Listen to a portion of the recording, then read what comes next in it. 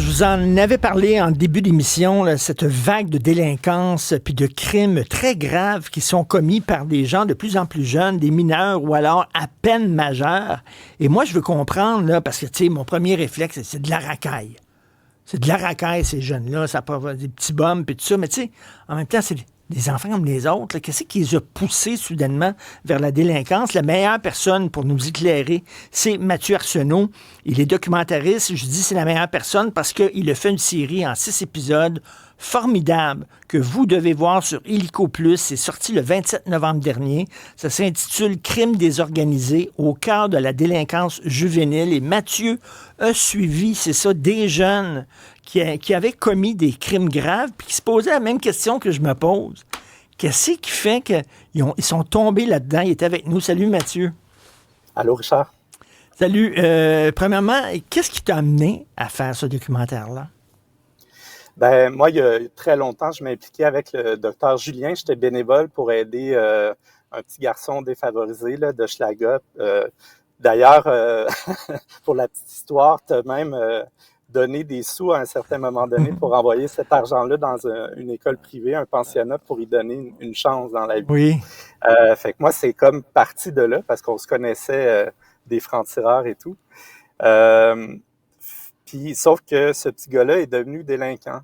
Puis, est allé à Cité des Prairies, puis même, il avait participé à une émeute. Un moment donné, il a été transféré à Laval parce qu'il était trop dangereux à Montréal. Fait que bref, tu sais, j'ai goûté à ça de plein fouet, puis je me suis mis à m'intéresser à ça. Et j'ai fait un documentaire qui s'appelle En cavale, en 2010, qui est sorti.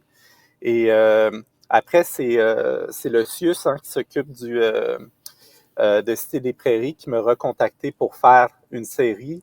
Et celle qui s'occupait des médias, Jocelyne, elle s'appelle, elle m'a appelé puis elle m'a dit, là, il faut que tu fasses quelque chose sur mes petits Chris.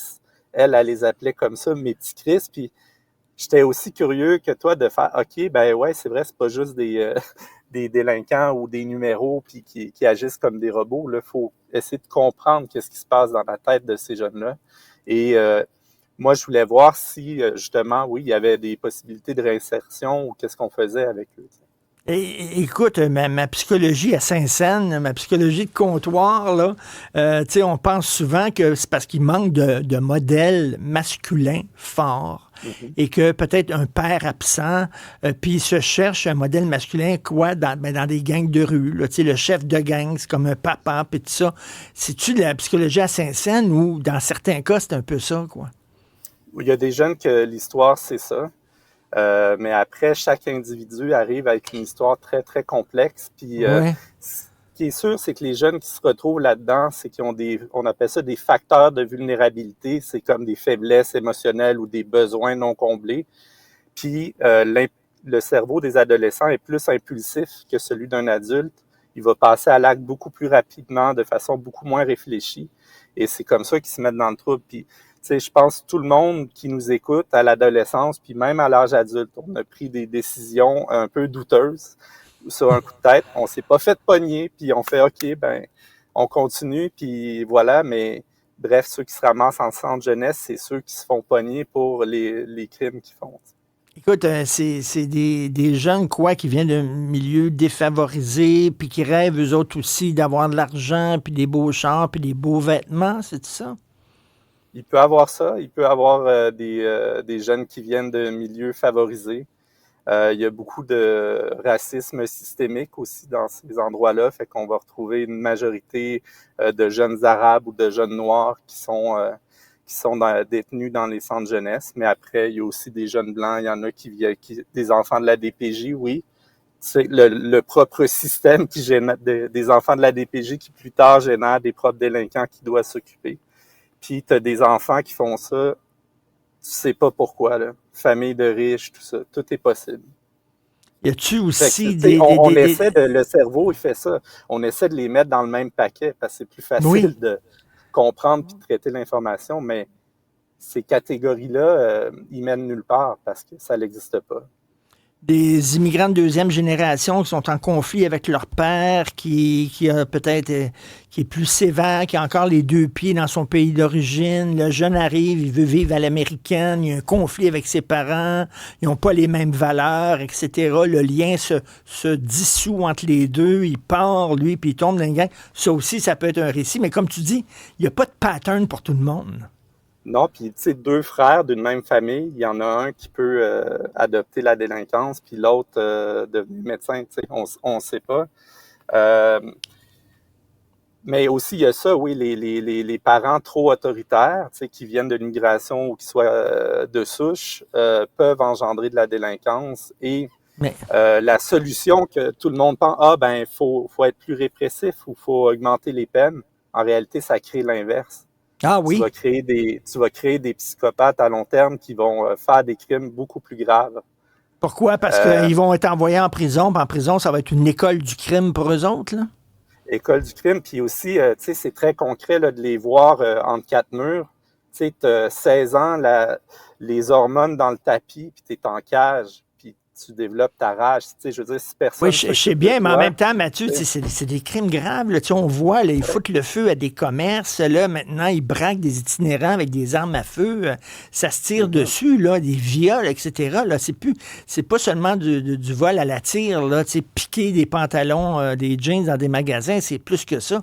On fait quoi? On laisse passer? Alors, quoi? ben, en réalité, il faut investir dans des nouveaux centres.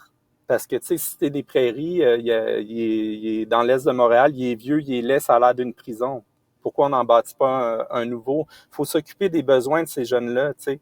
Puis, tu sais, leur faire prendre conscience avec des peines justes qui ont commis une erreur, mais leur donner une chance de réinsertion.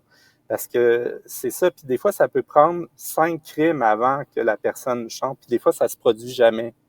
C'est assez rare, mais le modèle de réinsertion, scientifiquement, c'est prouvé que tu as plus de chances de protéger le public à long terme. C'est pas juste pour être gentil avec eux là, qu'on fait ça comme société.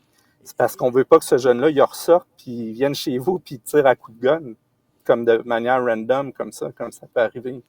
Fait, il faut s'occuper des besoins affectifs, c'est ça.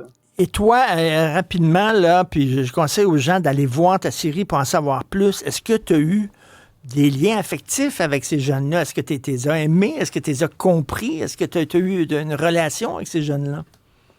Ben oui, parce que puis en réalité, je suis encore en relation avec Jonathan, c'est pas son vrai nom, mais le personnage principal de Oui. la série.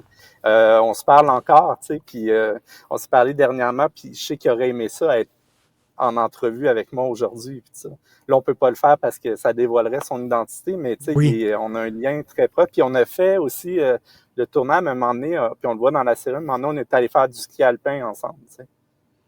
Puis ce gars-là, tu sais, accusé de tentative de meurtre, puis tout, puis il est cool, là.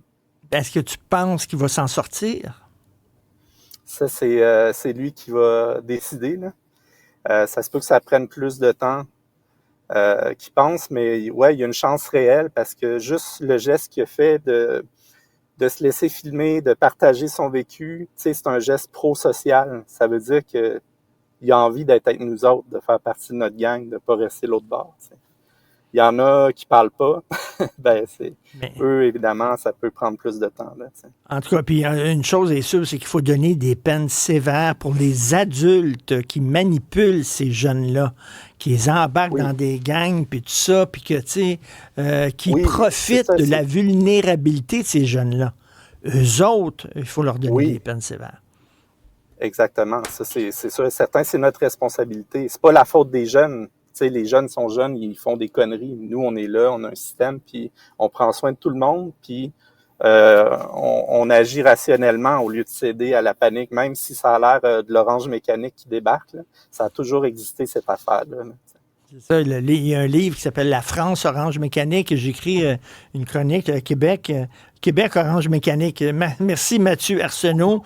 Si vous voulez en savoir plus, regardez absolument sur Illico. C'est en 6 épisodes. Crimes désorganisés au cœur de la délinquance juvénile. C'est très rare qu'on voit ce genre de documentaire-là. Quelqu'un qui rentre dans ce milieu-là puis qui parle à ces jeunes-là plutôt que les juger de l'extérieur. Merci Mathieu. Toujours un plaisir de te voir, d'avoir de tes nouvelles. Merci, Salut. ça. Salut.